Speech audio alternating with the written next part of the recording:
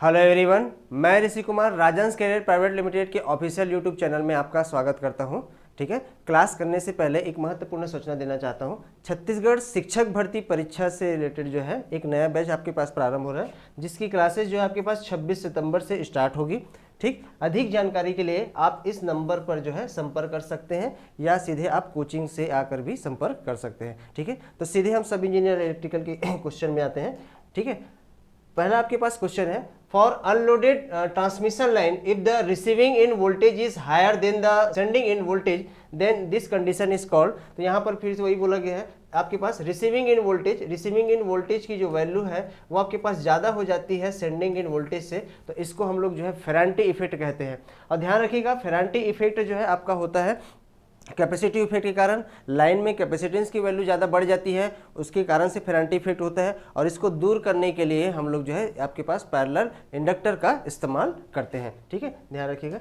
Next question है, the electrical circuit use to get smooth DC output from the rectified circuit. ठीक है, smooth DC output बोला गया है, फ्रॉम रेक्टिफाइड सर्किट बोला गया है। देखिए भाई, तो यहाँ पर स्मूथ डीसी प्राप्त करने के लिए जनरली हम लोग जो है आपके पास फिल्टर का हम लोग इस्तेमाल करते हैं। ठीक है, तो इसका कॉन्सेप्ट क्या है समझिएगा कि यदि एसी को हमको डीसी में बदलना है तो हम लोग रेक्टिफायर का इस्तेमाल करते हैं, लेकिन ये आपके पास डीसी पल्स के फॉर्म में होता है, इस कारण से इसका क्या नाम है, पल्सेटिंग डीसी। अब इस पल्सेटिंग डीसी को स्मूथ डीसी में आपके पास कन्वर्ट करना है, ये आपके पास स्मूथ डीसी होता है, तो इसके लिए हम लोग जो है फिल्टर का इस्तेमाल करते हैं। तो ध्यान रखिएगा, पल्सेटिंग डीसी से स्मूथ डीसी में कन्वर्ट करने के लिए हम लोग फिल्टर का इस्तेमाल करेंगे। नेक्स्ट क्वेश्चन है, the direction of rotation of DC motor is given by. Direction of motor जो है डीसी मोटर में कौन सा रूल लगता है, तो इसमें याद रखने का, ये आपके पास फ्लेमिंग लेफ्ट हैंड रूल का इस्तेमाल करते हैं। और डीसी जनरेटर में आपके पास फ्लेमिंग जो है राइट हैंड रूल का इस्तेमाल करते हैं। इसको याद रखने का क्या ट्रिक है, एक ट्रिक बताते हैं। आपके पास फ्लेमिंग राइट हैंड रूल में इस तरीके से आप देखोगे और जनरेटर लिखोगे आपके पास इस तरीके से, तो यदि आप ध्यान से देखोगे इसमें, तो इसमें भी आपके पास 2 आर है और इसमें भी आपके पास 2 आर है।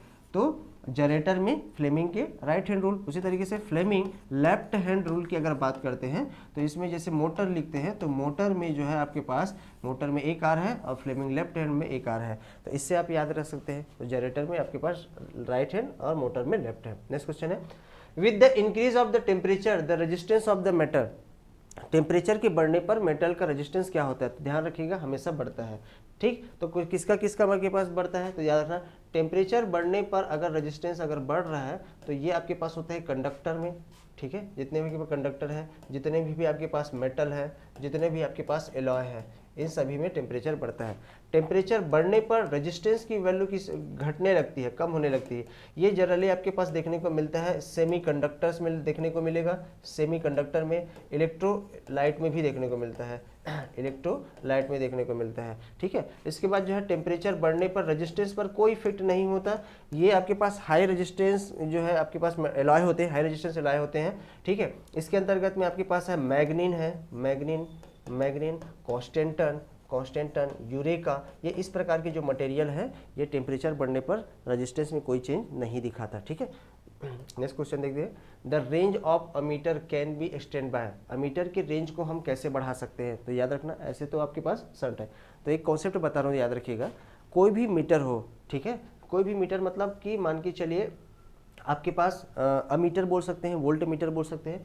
तो किसी भी मीटर के अगर सीरीज में, क्या बोल रहा हूँ कि सीरीज में अगर कोई रेजिस्टेंस लगा दिया जाए तो ये हमेशा वोल्ट मीटर में बदलता है। उसी तरीके से किसी भी मीटर के आपके पास इस तरीके से पैरेलल में कोई रेजिस्टेंस लगा दिया जाए तो ये हमेशा जो है आपके पास अमीटर में बदल जाता है। तो यहाँ रखना कि किसी भी मीटर की सीरीज में लगाएंगे तो वोल्ट मीटर, किसी भी मीटर की पैरेलल में लगाएंगे तो अमीटर।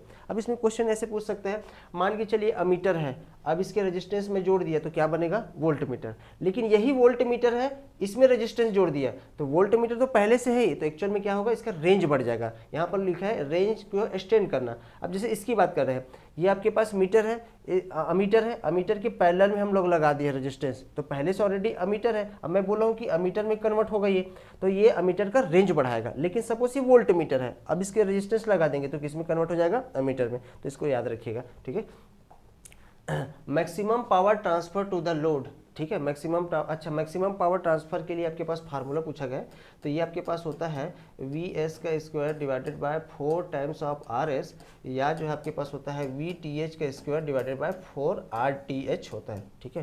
तो इसमें आपके पास ऑप्शन क्या आ जाएगा, डी आ जाएगा, ठीक है। नेक्स्ट क्वेश्चन है, dash is the given the active transducer, ठीक है। एक्टिव ट्रांसड्यूसर कौन सा है, देखो भाई एक्टिव और पैसिव का मतलब समझिएगा।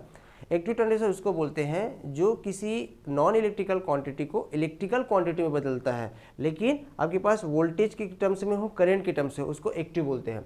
नॉन इलेक्ट्रिकल क्वांटिटी को भी इलेक्ट्रिकल में बदलेगा, लेकिन वो रेजिस्टेंस, इंडक्टेंस और कैपेसिटेंस के टर्म्स में हो, तो वही आपके पास पैसिव ट्रांसड्यूसर कहलाता है, ठीक है। जैसे आपके पास स्ट्रेन गेज जो है आपके पास जो है स्ट्रेन को आपके पास जो है रेजिस्टेंस में चेंज करता है, तो ये आपके पास पैसिव होगा। थर्मोकपल जो है ये आपके पास टेम्परेचर को वोल्टेज में चेंज करता है, तो देखो मैं बोला वोल्टेज और करंट होगा तभी आपके पास एक्टिव, तो ये आपके पास एक्टिव ट्रांसड्यूसर है। कैपेसिटर, प्रेशर गेज, अब यहाँ पर देखिए प्रेशर किस में बदल रहा है, कैपेसिटर में बदल रहा है, तो पैसिव ट्रांसड्यूसर। एलवीडीटी आपके पास जो है लीनियर मोशन को इंडक्टेंस में बदलता है, ठीक है, ये इंडक्टेंस में बदलता है, तो ये भी आपके पास पैसिव ट्रांसड्यूसर में आ जाएगा, ठीक है। नेक्स्ट क्वेश्चन है, material that store electrical energy are in classified as, ठीक है, मतलब कौन सा मटेरियल है जो क्या करता है, इलेक्ट्रिकल एनर्जी को आपके पास क्लासिफाई, तो ये आपके पास क्या हो जाएगा, डाई इलेक्ट्रिक हो जाएगा, ठीक है। नेक्स्ट क्वेश्चन आएगा, विच of the following is reduced by laminating the core of the transformer, ठीक है, कौन सा आपके पास एलिमेंट है, सॉरी किसकी वजह से जो है हम लोग लेमिनेट करते हैं, तो ये सबसे पॉपुलर क्वेश्चन है, एडी करंट लॉस को दूर करने के लिए लेमिनेट किया जाता है। नेक्स्ट क्वेश्चन आपके पास, which of the following plants has the minimum running cost, न्यूनतम आपके पास रनिंग कॉस्ट होगा, ठीक है, तो ये आपके पास है हाइड्रो पावर प्लांट में मिनिमम आपके पास रनिंग कॉस्ट होता है, ठीक है। Thank you.